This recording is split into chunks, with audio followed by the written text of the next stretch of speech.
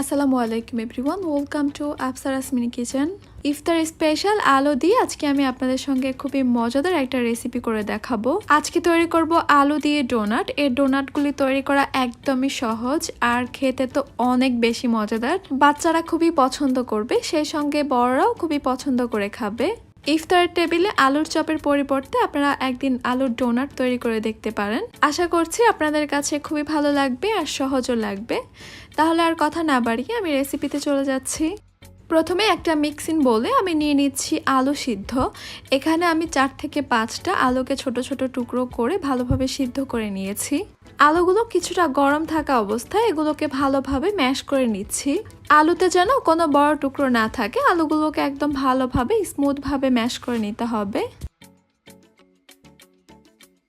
আলুগুলো ভালোভাবে ম্যাশ করা হয়ে গেছে। এবার আমি এখানে দিয়ে দিচ্ছি 1/2 চা চামচ চিলি ফ্লেক্স। পেঁয়াজ কুচি দিয়ে দিচ্ছি 1 টেবিল চামচ। পেঁয়াজটাকে আমি একটু মিহিভাবে কুচি করে নিয়েছি। কাঁচামরিচ কুচি দিয়ে দিচ্ছি 1 চা চামচ। ধনিয়া পাতা কুচি দিয়ে দিচ্ছি 2 টেবিল চামচ। এবার দিয়ে দিচ্ছি ভাজা জিরার গুঁড়া 1/4 টিস্পুন। কালো গোলমরিচের গুঁড়া দিয়ে দিচ্ছি 1/4 টিস্পুন। লবণ দিয়ে দিচ্ছি এখানে আমি স্বাদ অনুযায়ী। পেঁয়াজ বেরেস্তা দিয়ে দিচ্ছি 4 টেবিল চামচ। পেঁয়াজ বেরেস্তাগুলোকে আমি একটু হাত দিয়ে ভেঙে গুঁড়ো করে দিচ্ছি।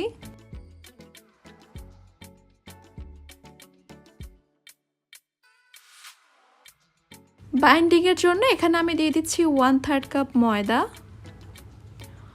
কর্নফ্লাওয়ার দিয়ে দিচ্ছি 1/3 কাপ। এবার এই সব কিছুকে আমি খুব ভালোভাবে মিশিয়ে নিচ্ছি। সবকিছু ভালোভাবে মিশিয়ে আলুর এই মিশ্রণটাকে একটা ডোয়ের মতো তৈরি করে নিতে হবে। ভালোভাবে মিশিয়ে নেওয়া হয়ে গেছে। এবার আমি হাতের মধ্যে সামান্য তেল মেখে নিয়েছি। এতে করে মিশ্রণটা একদম হাতে লেগে লেগে আসবে না আর পারফেক্টভাবে শেপটা দেওয়া যাবে। এবার ডোনাটগুলো যতটুকু করতে চাই, ছোট বা বড়, সেই অনুযায়ী হাতে কিছুটা মিশ্রণ নিয়ে নিয়েছি। এরপর এই মিশ্রণটাকে একটু চ্যাপটা করে শেপটা দিয়ে দিচ্ছি। আমি ডোনাটগুলোকে খুব বেশি বড় রাখবো না, আবার একদম ছোটও করে ফেলবো না। দেখতেই পাচ্ছেন আমি ঠিক কতটুকু রেখেছি। আর এই শেপটা একটু স্মুথভাবে দিতে হবে। একদম বেশি চ্যাপটা করে ফেলা যাবে না, একটু গোলই থাকতে হবে। চারপাশটাকে একটু চেপে চেপে গোল করে নিচ্ছি সুন্দর করে। আমি আপনাদেরকে একটু কাছ থেকে দেখিয়ে দিচ্ছি। দেখতেই পাচ্ছেন এটা আমি ঠিক কতটা মোটা রেখেছি। ডোনাটটা একটু মোটাই রাখতে হবে, একদম পাতলা করে ফেলা যাবে না। এইভাবে আমি প্রথমে চ্যাপটা করে করে ডোনাটগুলোকে বানিয়ে নিচ্ছি। এবার ডোনাটের মাঝখানের যে শেপটা, সেটা দেওয়ার জন্য এখানে আমি একটা নজেল নিয়ে নিয়েছি।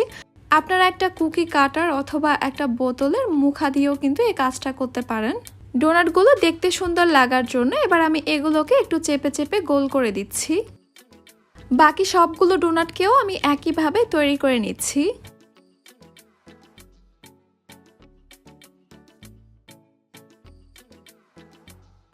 এবার কোটিংয়ের জন্য এখানে আমি নিয়ে নিচ্ছি 2টা ডিম। এর মধ্যে আমি সামান্য লবণ দিয়ে দিচ্ছি। এবার আমি এই ডিমগুলোকে খুব ভালোভাবে ফেটিয়ে নিচ্ছি।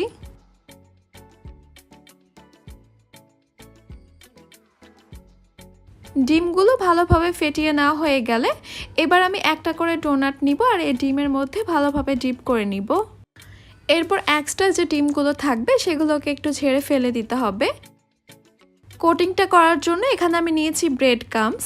এবার ব্রেড ক্রাম্বস দিয়ে ডোনাটগুলোকে আমি ভালোভাবে কোটিং করে নিব। ব্রেড ক্রাম্বসের পরিবর্তে আপনারা এখানে টোস্ট বিস্কুটের গুঁড়াটাও নিতে পারেন। ব্রেড ক্রাম্বসের সঙ্গে একটু চেপে চেপে ভালোভাবে এই কোটিংটা করে নিতে হবে। ঠিক এই অবস্থায় আপনারা চাইলে কিন্তু এই ডোনাটগুলোকে ফ্রোজেন করে রাখতে পারেন।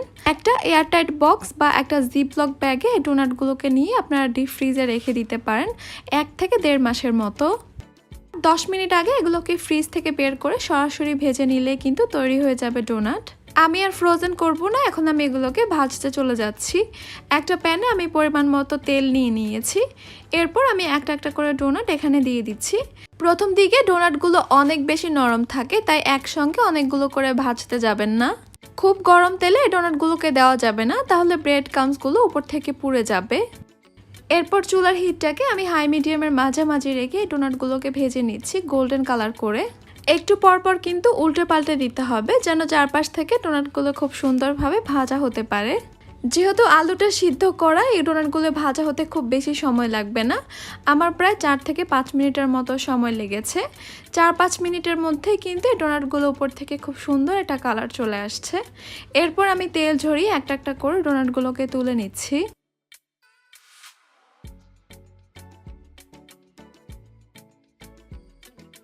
বাস তৈরি হয়ে গেল খুবই মজাদার আর খুবই সহজ আলুর ডোনাট। এই ডোনাটগুলো দেখে কেউ তো বলতেই পারবে না এগুলো যে আলু দিয়ে তৈরি। খেয়েও কিন্তু কেউ বুঝতে পারবে না যে এগুলো চিকেন ছাড়াই শুধুমাত্র আলু দিয়ে তৈরি। চিকেন ডোনাট তো হামেশাই খাওয়া হয়, একবার এভাবে আলু দিয়ে তৈরি করে দেখবেন। ইনশাআল্লাহ আপনাদের কাছে খুবই ভালো লাগবে, সবাই খুবই পছন্দ করবে। আর বানানো এতটাই সহজ, ইফতার ছাড়াও কিন্তু আপনারা বিকেলের নাস্তার জন্য ঝটপট এই আলুর ডোনাটগুলো তৈরি করে নিতে পারবেন। আশা করছি আমার আজকের রেসিপি আপনাদের কাছে খুবই ভালো লেগেছে আর সহজও লেগেছে। আমার রেসিপিগুলো যদি আপনাদের কাছে ভালো লেগে থাকে তাহলে আমার চ্যানেলটি সাবস্ক্রাইব করবেন আর বেল বাটনটিও অন করে রাখবেন আমার পরবর্তী ভিডিওর নোটিফিকেশন সবার আগে পাওয়ার জন্য।